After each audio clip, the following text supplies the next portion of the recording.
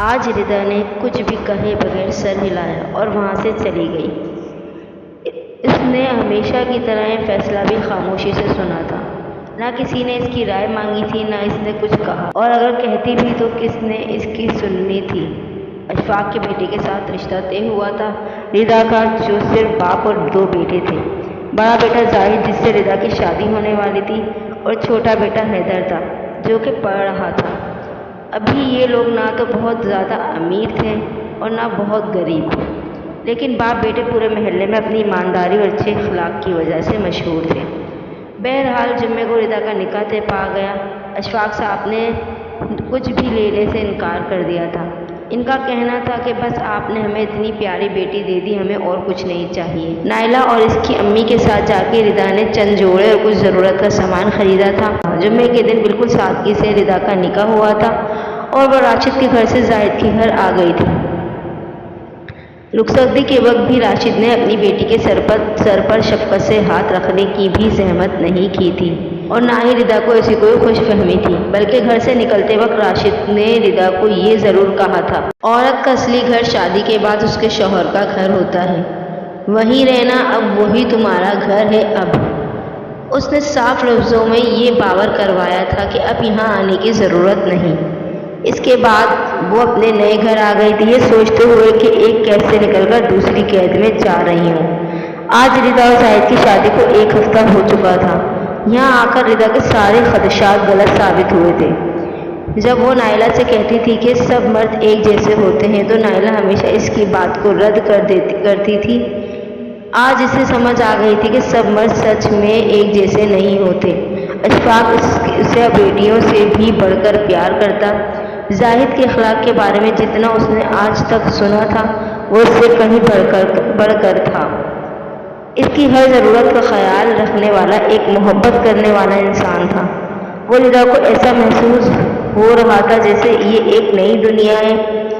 वो सब इसके लिए नया ही था। औरत को इज्जत देने वाला घराना, औरत ज़ात से मोहब्बत करने वाले लोग। रिदा, बात सुनो।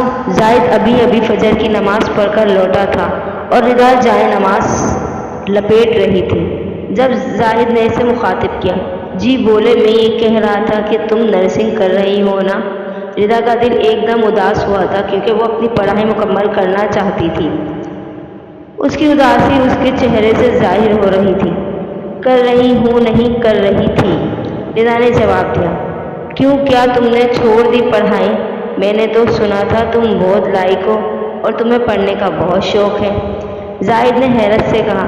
छोड़ दी क्योंकि अब शादी हो गई। तो आगे वो खामोश हो गई थी। तो क्या हुआ, कितनी ही लड़कियां हैं जो शादी हो जाने के बाद भी पढ़ती हैं, तो तुम क्यों नहीं पढ़ सकती? अब हैरान होने की बारी रिदा की थी। उसने हैरत से देखते हुए जाहिद से कहा, क्या मतलब मैं पढ़ सकती हूँ? मुझे तो लगा था आप और बाबा इजाज़त नहीं दोगे, इसलिए मैंने। ये लो, तुम इजाज़त ना देने की बात कर रही हो, और वहाँ तुम्हारे ससुर जी ने पहले ही मुझे कह दिया था कि इनकी बेटी को नाराज़ करने की या किसी भी काम से रोकने की कोशिश भी करूँगा तो मेरी खैर नहीं है। और अब बीवी के सामने मैं अपने बाप से मार नहीं खा सकता। माजरत, जाहिद ने मज़ाहिया अंदाज में बताया। अच्छा, मतलब मैं कॉलेज जाना स्टार्ट कर दूँ?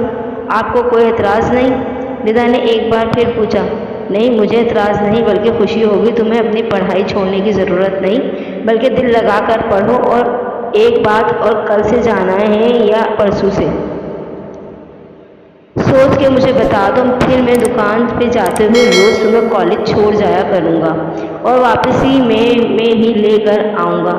ठीक है, अब आ जाओ, आके नाश्ता बनाओ, मुझे बहुत भूख लगी है। ये कहते ही वो कमरे से बाहर चला गया था, जबकि रिदा की आंखें नम हो गई थी। इसे ये सब एक ख्वाब लग रहा था। वो अल्लाह का जितना शुक्र अदा करती इतना कम था। बेशक अल्लाह ने इसके लिए बेहतरीन इंसान चुना था। आज रिदा की शादी को 3 माह हो चुके थे। अब राशिद ने अयान और रेहान दोनों से बात करने का सोचा। कमरे का दरवाज़ा खोलकर वो अंदर दाखिल हुआ। अयान के हाथ में लैपटॉप था, जिस पर वो कोई काम करने में मसरूफ़ था, जबकि रेहान किसी से मोबाइल पर बात कर रहा था। राशिद ने बैठते ही बात का आगाज़ किया।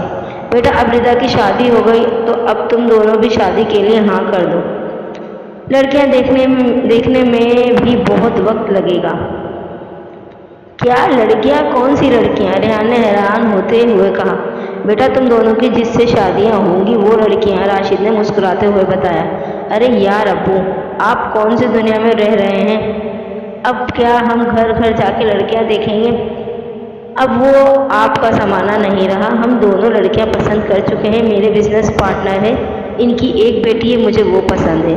और अयान जो लड़की पसंद है वो हमारे ऑफिस में ही जॉब करती है और बात करने की कोई ज़रूरत नहीं है। हम पहले ही बात कर चुके हैं और वो मान भी गए हैं। और जाहिर है मानते भी क्यों ना, हमें किस चीज़ की कमी है।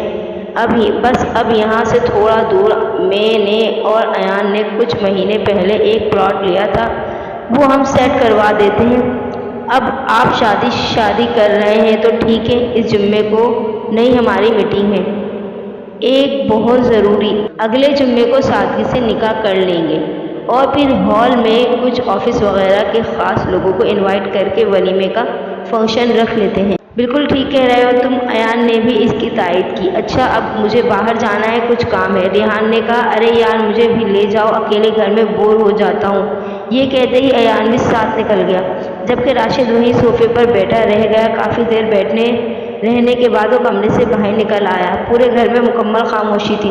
बेख्तियार ही राशिद को रिदा याद आई थी।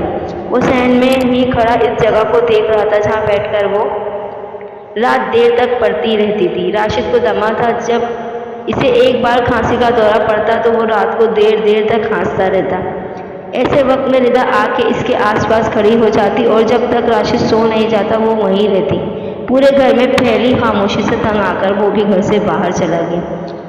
अब जब तक अयान और रेहान ना आते तब तक वो बाहर ही रहता।